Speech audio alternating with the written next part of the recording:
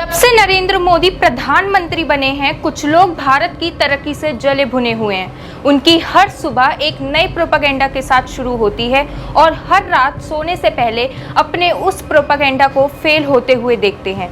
इसमें कुछ देश में बैठे लोग भी हैं और कुछ विदेशी ताकतें भी। आज हम आपको बहुत सरल भाषा में समझाएंगे कि मोदी राज में हिंदुस्तान की तरक्की देखकर कैसे दुनिया की बड़ी बड़ी ताकतें प्रोपेगेंडा फैलाने के काम में जी जान से लगी हुई है। भारत की तरक्की को डिरेल करने की साजिश नाकाम। एंटी इंडिया नेक्सस पर बहुत बड़ा खुलासा। कभी डॉक्यूमेंट्री तो कभी मानवाधिकार। साजिशकर्ताओं के पास कितने हथियार।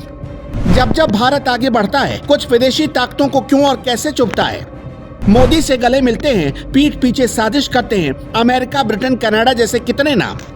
नरेंद्र मोदी हिंदुस्तान की आंखों के तारे हैं, लेकिन कुछ विदेशी ताकतों को हिंदुस्तान की तरक्की देखी नहीं जा रही, इसलिए मोदी उनकी आंखों में कांटे की तरह चुभ रहे हैं। आज आपको एक नहीं कई सबूत दिखाएंगे कि कैसे नरेंद्र मोदी के खिलाफ साजिशें बुनी जा रही हैं। लोकसभा के चुनाव नजदीक है और जैसे जैसे ये और करीब आ रहा है, वैसे वैसे साजिशें भी बढ़ती जा रही हैं। बीते 8 महीने में जो कुछ हुआ वो इसका सबसे बड़ा सबूत है। आज हम बीते 8 महीनों के हर डॉट को कनेक्ट करेंगे ताकि आपकी नजरों के सामने सब कुछ शीशे की तरह साफ हो जाए। लेकिन सवाल ये उठता है कि ये विदेशी ताकतें बार बार ऐसा क्यों करती हैं। 2014 के बाद से अभी तक भारत की हालात देखकर आपको आसानी से समझ में आ जाएगा। आज हम आपको बीते 8 महीनों के हर डॉट को कनेक्ट करके दिखाएंगे ताकि आपकी नजरों के सामने सब कुछ शीशे की तरह साफ हो सके। जनवरी 2023 बीबीसी ने एक डॉक्यूमेंट्री रिलीज की।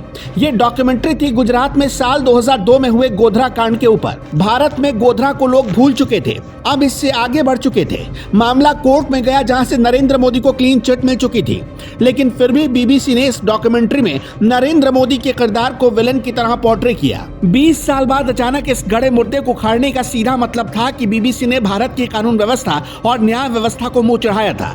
लिहाजा मोदी सरकार के पास इस डॉक्यूमेंट्री की जैसे ही शिकायतें आई, उसने तुरंत इसके खिलाफ एक्शन लिया और भारत सरकार ने इसे हटवा दिया। इसके बाद भी खबर है कि अमेरिका में पीएम मोदी के दौरे से पहले बीबीसी की डॉक्यूमेंट्री दिखाने की तैयारी चल रही है।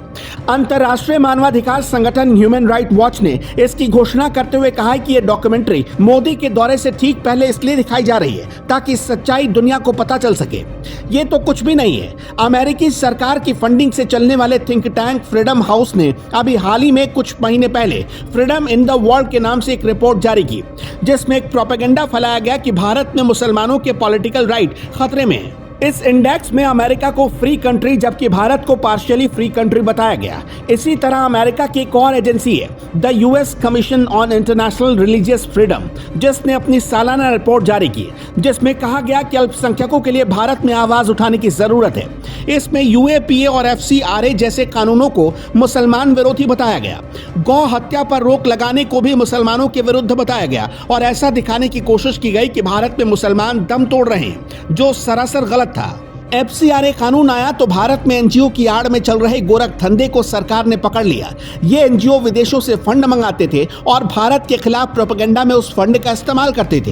ह्यूमन राइट वॉच और एमनेस्टी इंटरनेशनल पर भारत सरकार ने बैन लगा दिया, क्योंकि इन्होंने विदेशों से आने वाली फंडिंग को कहां इस्तेमाल किया जाता है इस बात को डिस्क्लोज करने से इनकार कर दिया।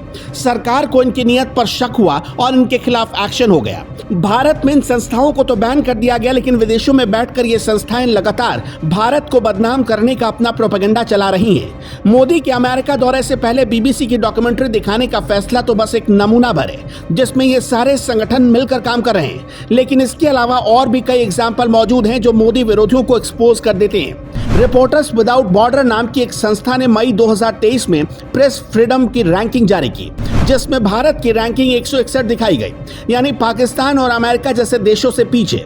जबकि सच्चाई यही थी कि पाकिस्तान हो या अफगानिस्तान, वहां दिन दहाड़े रिपोर्टर्स की जान ले ली जाती है। वहां किसी घटना को रिपोर्ट करना आसान नहीं, फिर भी जानबूझकर भारत को इनसे पीछे दिखाया गया। इसके अलावा तुर्की रेडियो और टेलीविजन कॉरपोरेशन ने अपने चैनल्स पर भारत के खिलाफ फेक इंफॉर्मेशन फैलाई। भारत ने जिन संगठनों को आतंकी संगठन घोषित कर दिया था, उनसे एशिया के कुछ देशों ने दोस्ती कर ली।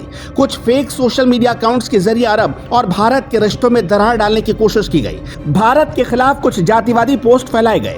जर्मन न्यूज़पेपर में भारत का मजाक उड़ाते हुए दिखाया गया कि चीन से आगे निकलते निकलते जनसंख्या के मामले में भारत आगे निकल गया। दिखाया गया कि भारतीय रेल में पैसेंजर्स लटक कर यात्रा कर रहे थे, जबकि चीन में ट्रेन बहुत ही स्मूथली चल रही थी।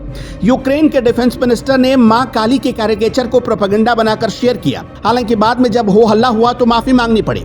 मुस्लिम देशों के संगठन OIC यानी ऑर्गेनाइजेशन ऑफ इस्लामिक कोऑपरेशन ने बयान दिया कि रामनवमी जैसे त्योहारों पर भारत में मुसलमानों के खिलाफ हिंसा होती है और उनकी संपत्तियों को नुकसान पहुंचाया जाता है, जबकि सच यही है कि ऐसा बिल्कुल नहीं होता। पश्चिमी मीडिया ने दुनिया में यह भ्रम फैलाया कि रूस के साथ भारत की दोस्ती और भारत का व्यापार रशियन एग्रेशन को बढ़ावा दे रहा है। यह सब उस वक्त हो रहा था जब एक ही समय में यूरोप के देश यूक्रेन का साथ दे रहे थे, लेकिन चोर दरवाजे से रूस से तेल खरीद रहे थे, लेकिन दुनिया के सामने बदनाम भारत को कर रहे थे। एंटी इंडिया ताकतें चुनाव से पहले एक्टिव हो गई। इसका सबसे बड़ा सबूत है जॉर्ज सोरोस जैसे अरबपति अमेरिकन बिजनेसमैन का मोदी के खिलाफ खुलकर जहर उगलना।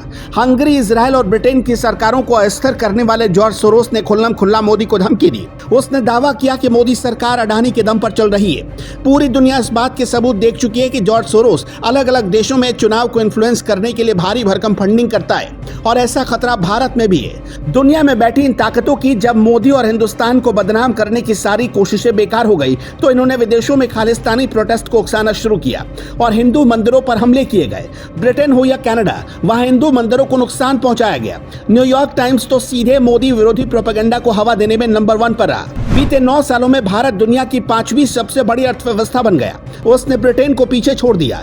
जब दुनिया के बड़े बड़े देशों में उसके अपने लोग मर रहे थे, तब भारत ने पूरे विश्व में सबसे बड़ा वैक्सीनेशन ड्राइव चलाया और सिर्फ अपने देश के लोगों की ही नहीं बल्कि दूसरे देश के लोगों की भी जान बचाई। भारत का स्टार्टअप इकोसिस्टम दुनिया का तीसरा सबसे बड़ा स्टार्टअप सिस्टम बन चुका है। भारत ने अपने गाँव को 100% खुले में शौच मुक्त कर दिया और हर घर में शौचालय बनवा दिए गए और भारत की अर्थव्यवस्था और बैंकों ने 9 सालों में उम्मीद से ज्यादा रफ्तार से तरक्की की। बस यही बातें चंद लोगों को चुभने लगी हैं और ये विदेशी ताकतें जो हिंदुस्तान को पिछड़ा और गरीब हिंदुस्तान बनाना चाहती हैं। लेकिन आज मोदी युग का हिंदुस्तान आंखों में आंखें डालकर बात करने वाला हिंदुस्तान बन चुका है, जो इन्हें खटक रहा है।